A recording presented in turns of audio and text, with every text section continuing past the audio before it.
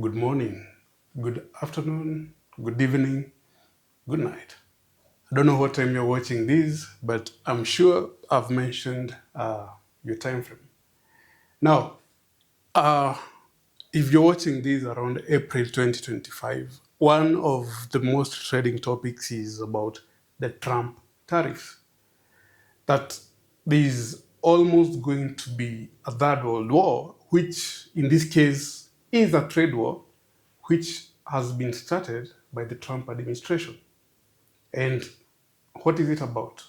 How does it affect you and me, like Kenyans? And what happens in the future?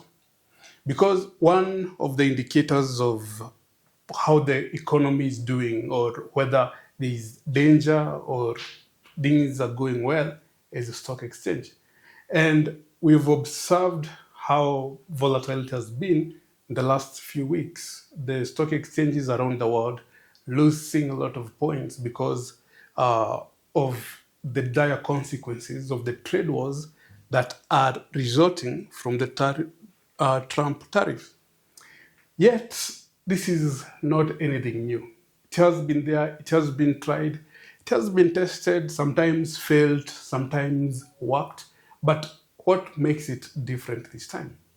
Now, just for explanation purposes, we need to know first of all what's a tariff. And it's simply a tax on imports. So we understand that a tariff is a tax on an import. And what is a tax? A tax is basically income to the government. So what happens then? It means that when we're talking about international trade, if we have our country here, let's say Kenya, and we have another country here, let's call it the world, because, the USA tries to act as if they are the world, they are the prefects, they make the rules. So the USA. So it so happens that there is trade both ways. When Kenya takes goods to USA, we say we are exporting. And when Kenya buys goods from the USA, we are importing, or those are imports. So it means in the eyes of the United States, it's the opposite. That whatever is coming in from Kenya, those are the imports by USA. And whatever is going out of USA to Kenya, those are exports by USA. So if the Kenyan government was to put any tariff, then it would mean it would put the tariff on these goods here, whatever it imports from the USA. But it's the other way around. It is the USA that is putting tariffs on what is being imported from Kenya. That is, whatever we are exporting as Kenyans is what the US is importing, and that is what it's putting tariffs on. So it basically means if you were to import a commodity worth, let's say 1,000 shillings, and Trump puts in the standard tariff rate that he has put, the 10%, it means that 100 of this amount goes to the USA government as taxes. So meaning it makes whoever is exporting from Kenya to incur an extra cost to pay the USA government. So it's an income to the USA government, it's a cost to the person who is importing. And it so happens that most of the people that are importing, now it's not just Kenya, it's the rest of the world. China is there, Mexico, Canada, Japan, Kenya, all these countries are there. So what Trump did was he put varying tariffs on the imports from these countries. But the worst hit was China, which had tariffs of 140%. Meaning, if a Chinese company was exporting anything to USA, so whatever it's being imported into the country, it would cost almost 2.5 times. 140%, so that would be an extra 1,400 as a cost. So the initial cost of 1,000 plus the tariff of 1,400. So the rest of the world is angry. And this was reflected by the stock exchanges around the world. Most of them were very volatile, they lost points, and the investors were like, let's hold and wait and see what will happen. So there was a lot of people withdrawing their money and little investments going on. So Trump saw, that could be a problem. So these countries had different rates, 59, whatever. Kenya had its rate.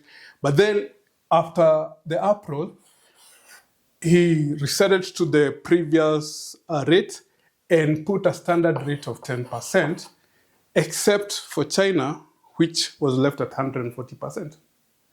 Now, many years ago, from the 50s, during the Soviet Union days, Soviet Union and China were big socialist countries or communist countries, while Europe and the USA were the capitalist countries. And during the period after the World Wars, that is the World War I and World War II, there was another period of intense wars, of military strength, trade, etc. And that period was called the Cold War. Kenya, like other African and other third world countries, found themselves in the middle of it because each country was trying to pull the new states, that is, the countries that just got independence, like Kenya in the 1960s, Ghana in the 1950s. They were trying to pull them to either communism or capitalism. And most of the African countries, because of association with their colonialists, became capitalist countries. And any association with communist countries was seen as sabotaging the sovereignty of the colonial powers. And there were a lot of, let's say, geopolitical players coming in either to assassinate the leader or to bring in trade embargoes or to remove aid from that country, etc. So we are seeing ourselves in such a situation now whereby the main proponents being China and the USA again, where the United States sees China as a threat to its prosperity, economically, to its security, military, and even to the future of maybe colonizing the countries like Africa or wherever there are minerals and other things that they can still use. So the war that has erupted now is China doesn't care about what USA is doing. Because basically what this meant was they would look for the United States, look for a table, sit over coffee, and try to discuss these things. So this happened in the 1980s between USA and Japan. And during that time, the USA was able to have its way. And in most of that, the solution was most Japanese companies opened industries inside the USA. So instead of manufacturing and producing in Japan, they started producing and operating in the United States, creating employment, creating market for their raw materials, etc. So that is a war that the US won. But in this case, they're trying to do the same to China, and it's not happening. Back to our situation. What does Kenya export from the United States? To the United States, and what does it get in return? So this is a bit, what do we gain versus what do we lose? If you look at our exports, the normal things, coffee, tea, we also export titanium ore. So that's why we are very important to the United States. And what else do we export?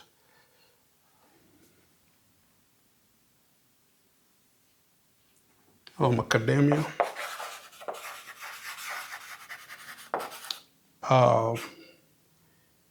We also export textiles, etc. And what do we import? Look at how these contrasts in a very funny way. That we import finished or processed coffee and tea.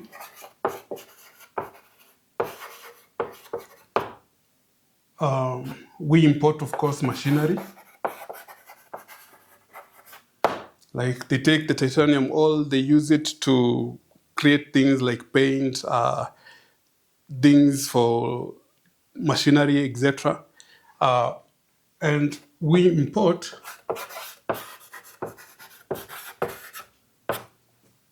second-hand clothes or mtumba. So like we make textiles at the export processing zones, suits and jeans and all that.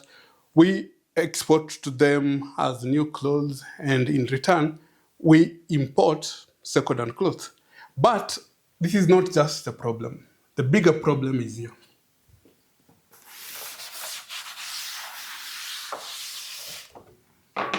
Now, to understand the bigger problem, let me just explain something quickly.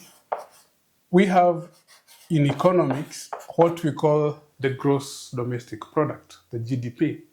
Economists can explain to us what or how it really measures or ranks countries according to their economic powers.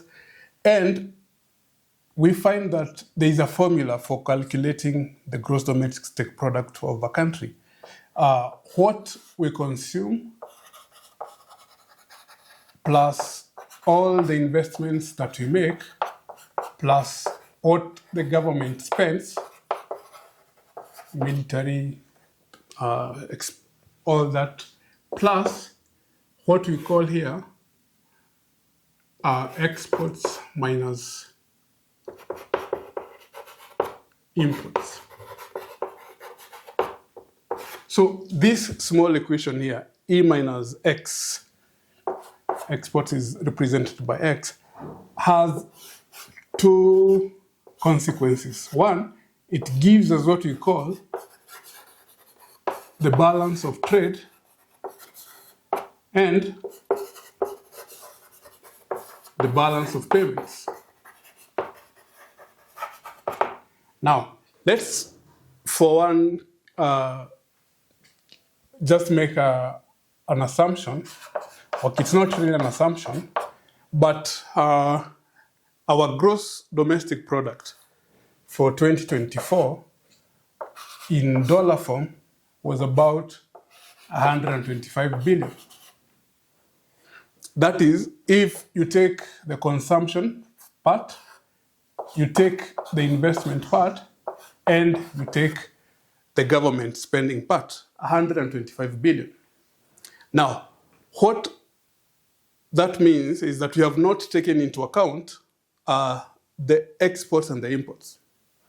Because finally, after that is taken into account, our GDP fell to 122 billion. So it means in this situation, whatever value we got here was negative, meaning we had a negative balance of these two, negative balance of trade, negative balance of payment. Negative balance of trade simply means that what we import, that is this, what we import is more than what we export. So as a country, not just compared to the United States, we import more. That is our imports in terms of finished goods, machinery, second-hand clothes, all that. We import more than we export. So meaning when we pay, we receive less than we give out. So in this case, it would mean, let me just use normal figures to just use as an example, that in exports, we received something like 5 billion, but we spent 8 billion to buy goods from the United States or from other countries. So meaning the result here is a negative 3. So when we put this negative 3 billion here, we get the gross domestic product of 122 billion. But what's most interesting is that since the last time we had a positive balance of trade and balance of payment, that is in 1993, the negative values have continued to increase. So meaning as much as the world has expanded, we've opened up more industries, we are doing more in terms of trade, our balance of payments has continued to be negative, such as at the last year, it was a very high amount. It was huge. And there are no indications that we can be able to make it lower or change. But I would like us to ask ourselves a question, a very simple question. Is Trump right in doing whatever he's doing? I mean, should he continue doing the Trump tariffs?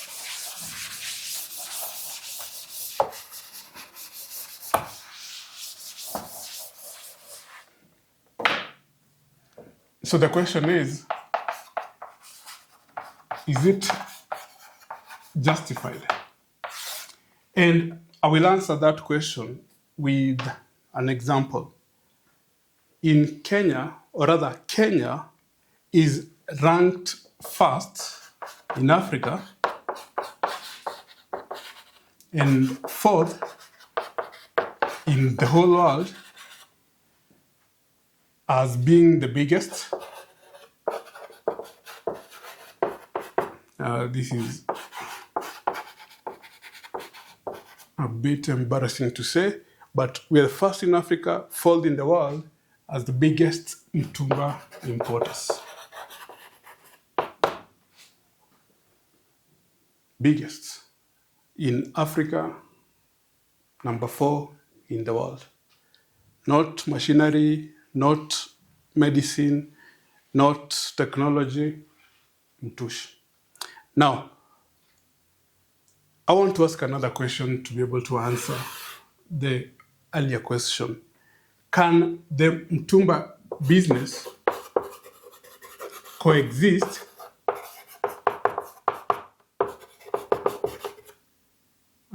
with the textile industry?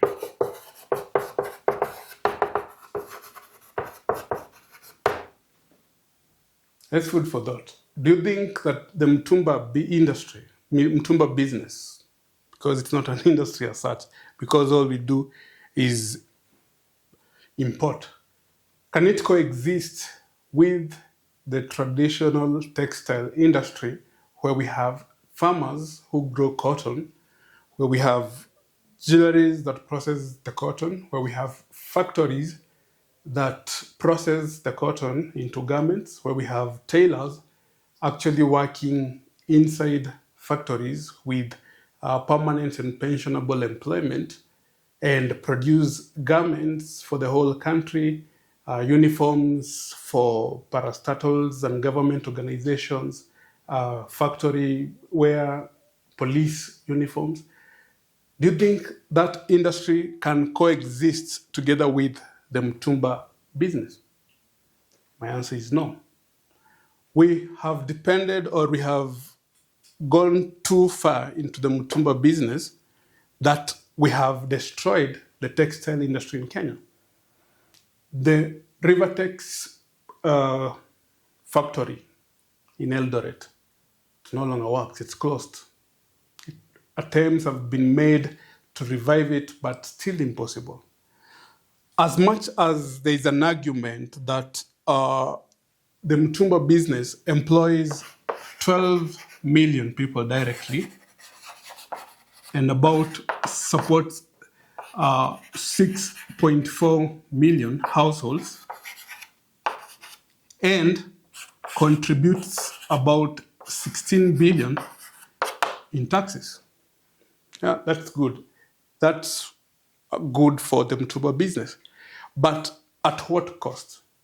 Because it means any person going to school to train as a tailor, you know that all you can do is work for yourself, maybe become a designer, small designer, and you can still compete with the prices that people will get for suits and t-shirts and trousers from Tumba.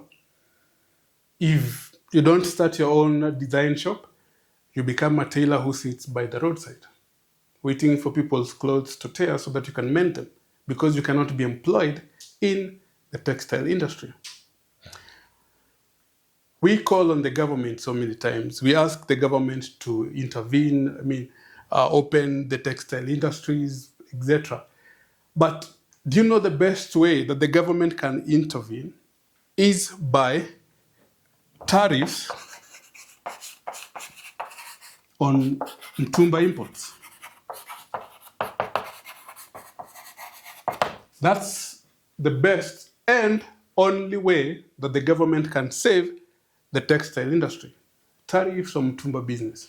That means it will be expensive to import a trouser.